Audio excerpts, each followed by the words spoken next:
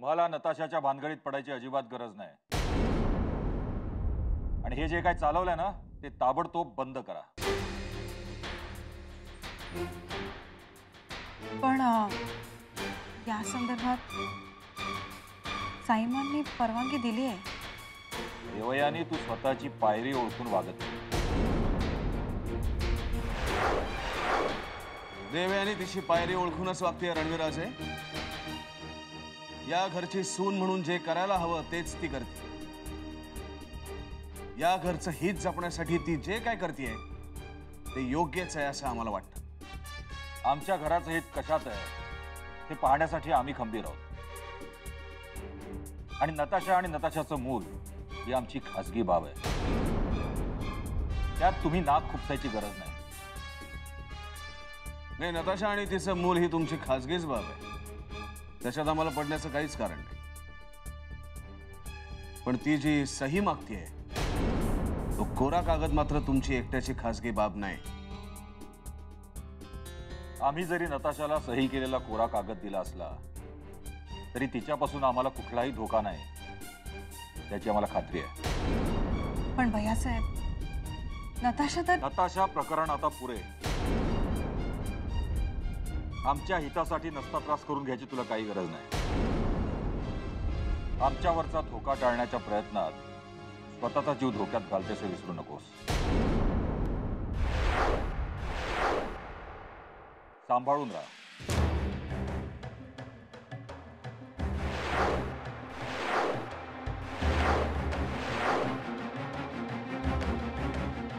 त्याची काळजी तुम्हाला करण्याची गरज नाही रणवीराज. आम्ही जे करतोय ते योग्यच आहे असं आम्हाला वाटतं. आणि जोपर्यंत नताशा बसणं आपल्याला धोका नाही हे आम्हाला पटत नाही तोपर्यंत आज जशी तिची चौकशी चालू आहे तशीच तिची चौकशी चालू राहणार.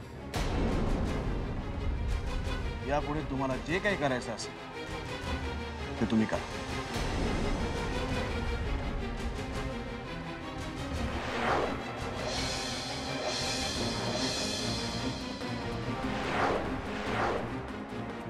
चल देवेन.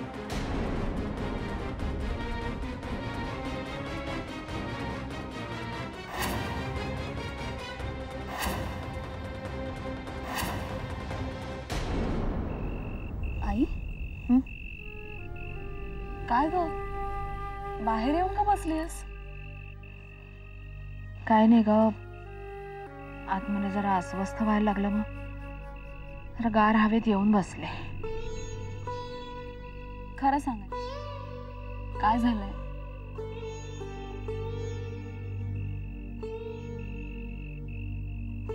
साक्षी ग, आपण एकटे पडायला लागलो ना की आपल्यापासून दूर गेलेल्या आपल्या माणसांच्या आठवणी सतत मनात यायला लागतात.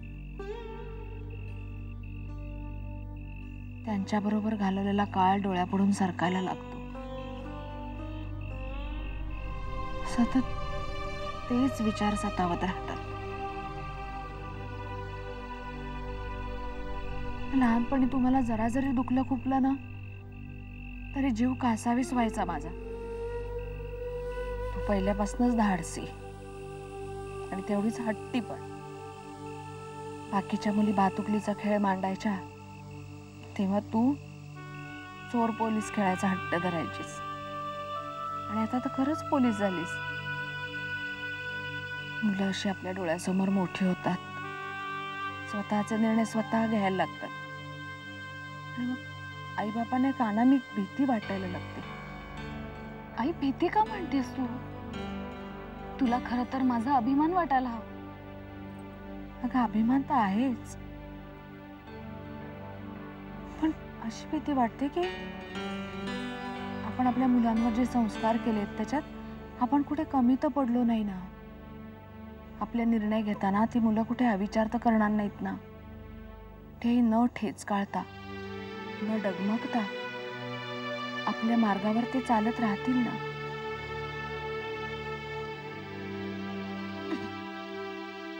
आई, मी पोलीस आहे. तुला माहिती आहे, आपल्या देशातली करोडो जनता त्यांच्या डोक्यावरचं टेन्शन, काळजी सगळं सगळं आमच्या शिरावर ठेवतात आणि स्वतः निश्चिंत राहतात.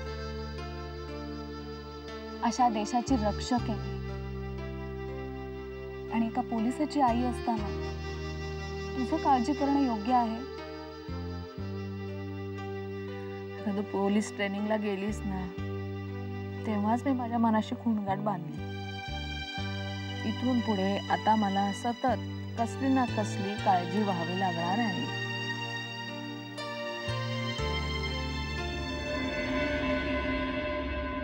देवयानीच्या एका चुकीमुळे सगळाच गोंधळ होऊन बसला. प्रियदर्शनी तर मूर्ख आहेतच, पण साईमानी तरी विचाराने वागायला हवं होतं. त्यांनी अशा ऐकीव गोष्टीवर कसा काय विश्वास ठेवला? त्यांचा तर नताशावर माझ्याहीपेक्षा जास्त विश्वास आहे. खरंच नताशाच्या घरात किंवा तिच्या आयुष्यात कुणी पुरुष असेल का?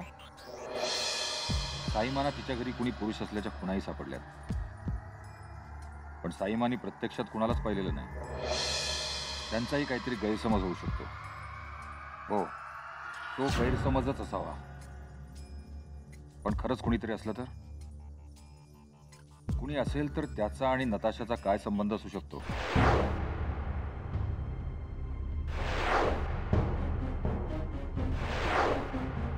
ती आमच्याशी खोटं बोलते, फसवते आम्हाला.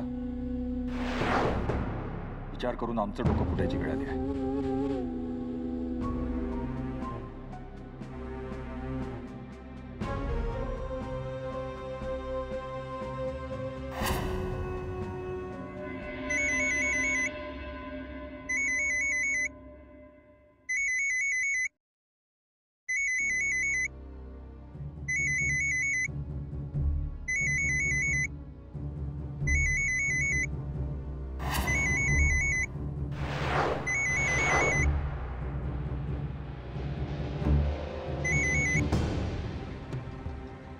हॅलो, एवढ्या रात्री का फोन केलात? नताशा, आम्ही तुला उद्याच्या मीटिंगच्या बाबत विचारण्याकरता होतो. म्हणजे उद्याच्या मीटिंगबद्दल तुम्हाला काही प्रॉब्लेम वाटतोय का?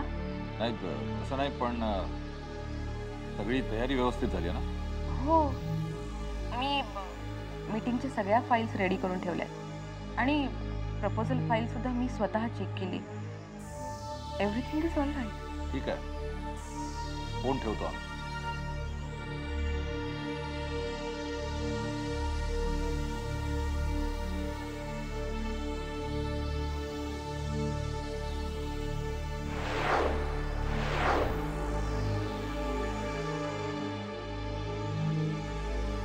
रणवीरने एवढ्या रात्री ऑफिसच्या कामासाठी तर नक्कीच फोन केला नव्हता.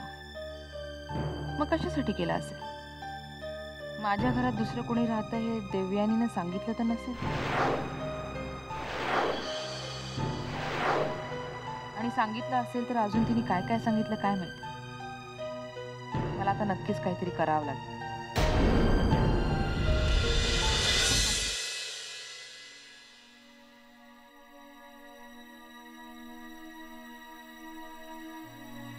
साईमा, तुम्ही बोलावलं? बस, बोलायचं तुझ्याशी. देवानी, आम्ही नताशावर जरा जास्तच विश्वास ठेवला होता.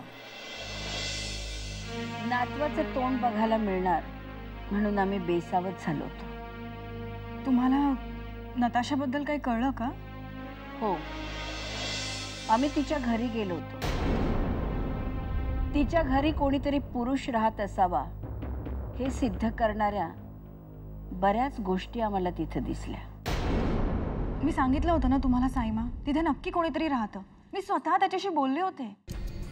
देवानी, खरं तर त्या माणसाच्या तिथे असण्या नसण्यावरनं आम्हाला काही फरक पडत नाही. नताशा त्या बाळासाठी आम्हाला फसवेल असंही आम्हाला वाटत नाही. पण नताशा आमच्याशी खोटं बोलली याचंच फक्त आम्हाला वाईट वाटतं. हा प्रश्न आम्हालाही पडला साहेब. आम्ही तसंच उत्तर शोधतोय, पण लवकरच सत्य जे काय असेल ते तुमच्या समोर येईल. साईमा, त्या माणसाबद्दलची जी काही माहिती मिळेल ती मी तुम्हाला सांगेन. ठीक आहे.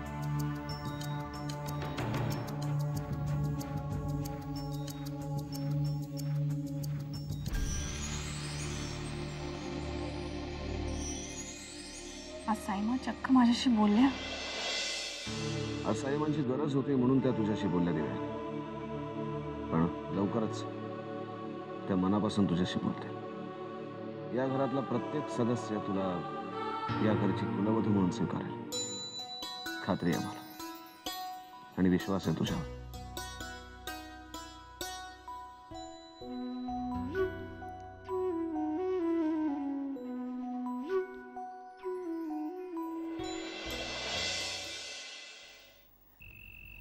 तू आता मिशनवर जाशील, तिथे कुठे राहशील, कशी राहशील, काय खाशील पिशील, केव्हा परत येशील?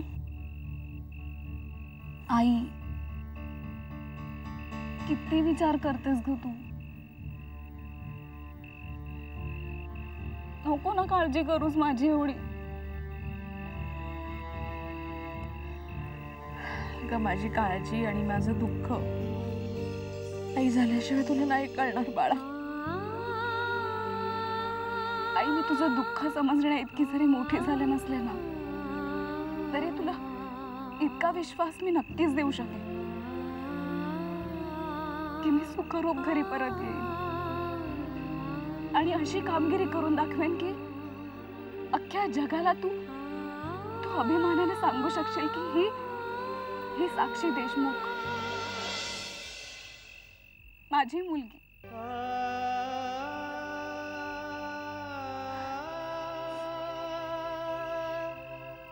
तुझे पंख आता बळकट झाले.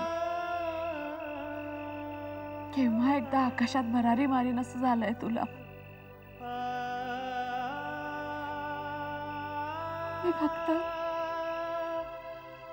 इथे राहून तुला आशीर्वाद देऊ शकते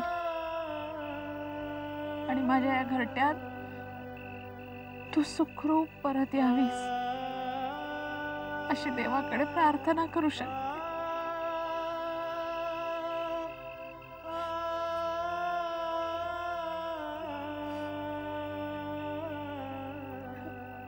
येईन आई.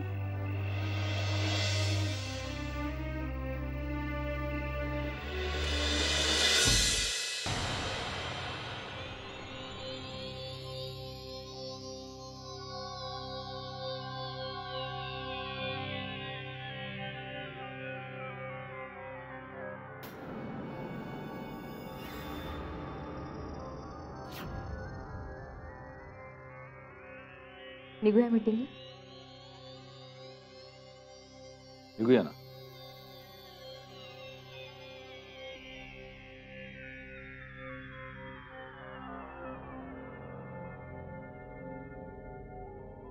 काय झालं?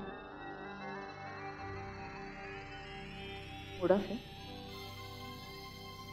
कालही फोनवर अर्धवट बोलणं झालं. Anything serious? नाही, तसं काही विशेष नाही. थोडंसं अस्वस्थ वाटतंय. मनस्थिती ठीक नाही आमची. आपण मीटिंग कॅन्सल करून टाकूया. तशी फार काही महत्वाची नाही आणि आपण आज ऑफिसलाच नको जाऊ. आपण दोघंही कुठेतरी बाहेर फिरायला जाऊया. तुमचा मूड ठीक होईल. नको नको, ऑफिसला जाऊया. रणबीर,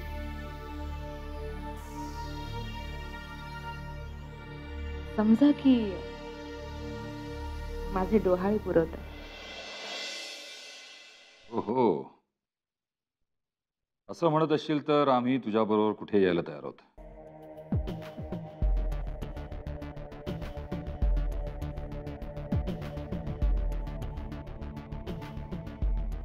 हे जाऊया.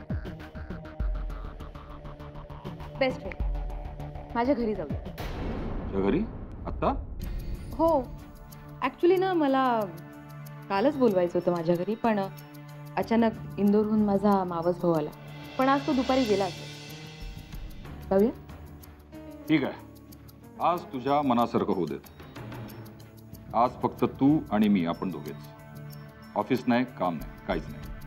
Okay thank you. Aunty I think अमोलला यायला वेळ लागेल. मी निघते. म्हणजे काय, अमोलचीच गप्पा मारायच्या, आमच्याशी नाही? नाही नाही आंटी, तसं नाही आहे. मी तुझ्यासाठी काही खायला करू का? No no aunty, please don't bother. आत्ता काहीच नको. अगं लाजू नकोस, खरंच सांग. अहो लाजायचं काय त्यात? मला हवं असेल तर मी हक्काने मागेन ना तुमच्याकडे. अरे केतकी. Hello uncle. हॅलो, कशी आहेस तू? मस्त, काय अभ्यास बिभ्यास कसा चाललाय? एकदम मस्त. केतकी, तू गेल्या वेळेस म्हणाली होतीस की तू आता हॉस्टेलवर न जाता इथेच राहणार आहेस म्हणून. हो, तिथे हॉस्टेलवर खूप बोर होतो अंकल. तू इथे राहिलीस तर खूप बरं होईल. म्हणजे अमोललाही तुझी कंपनी मिळेल. पण तुझ्या आईबाबांना तुझा निर्णय सांगितलास ना तू? हो, पण डॅड बिझनेसमुळे खूप बिझी असतात, त्यामुळे माझ्यासाठी वेळ त्यांना कमीच मिळतो. केतकी, तुला वाटेल तेव्हा इथे ये. हे घर तुझंच आहे असं समज. Thank you so much aunty, it's so sweet of you. मी निघते आता. Okay, bye uncle. Bye aunty. Bye.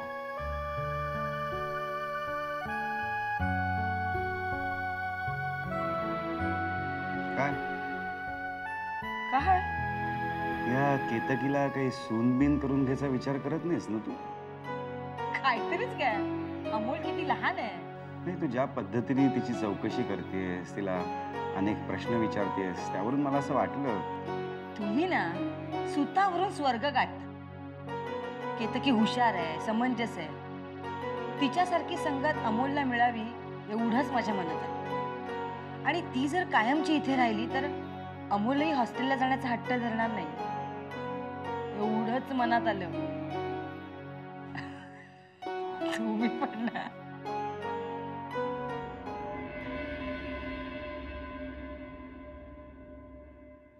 खूप दिवसांनी असा वेळ मिळाला ना रणवीर. कसलंही काम नाही, टेन्शन नाही, फक्त तुम्ही आणि मी. खूप बोलणार आहे आज मी तुमच्याशी, खूप गप्पा मारणार तुमच्याबद्दल, आपल्या बाळाबद्दल. आणि आम्हालाही तुझ्याशी बोलायचं, काही आमच्याबद्दल आणि खूपसं काही तुझ्याबद्दल.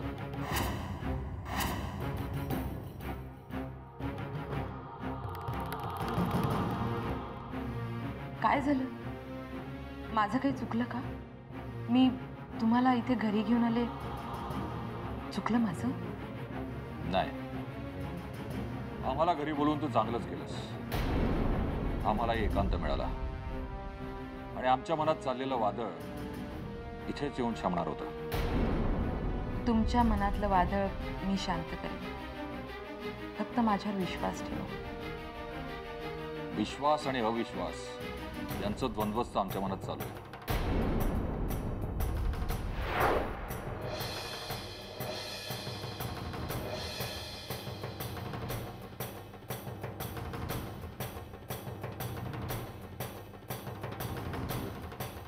जगातल्या दुसऱ्या कुठल्याही गोष्टीवर तुमचा विश्वास नसला तरी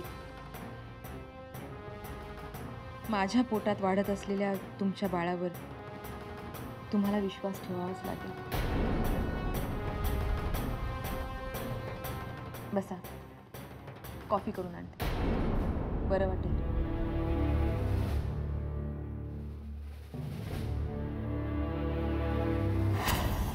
आम्ही प्रत्यक्ष कुणालाही पाहिलं नसलं तरी देवयानीनं पाहिलेला तो पुरुष आणि आम्ही पाहिलेल्या त्या गोष्टी हे सांगतं की त्या घरात कुणीतरी पुरुष व्यक्ती राहते. तशा आणि तिचं मूल ही तुमची खाजगीच बाब आहे, त्याच्यात आम्हाला पडण्याचं काहीच कारण. पण ती जी सही मागते तो कोरा कागद मात्र तुमची एकट्याची खाजगी बाब नाही.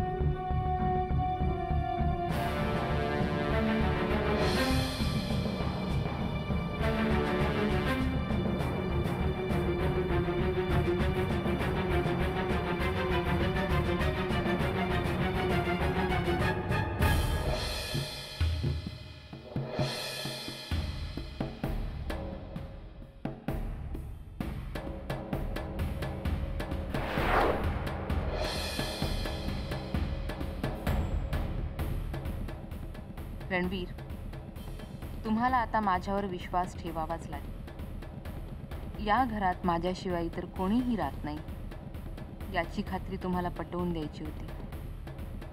तुम्ही माझ्यावर संशय घेणं मला फार महागात पडलं असतं.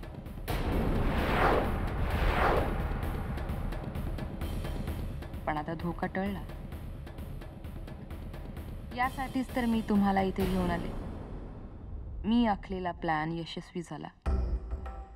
आता अभय देवयानीला शोधूनही सापडणार नाही.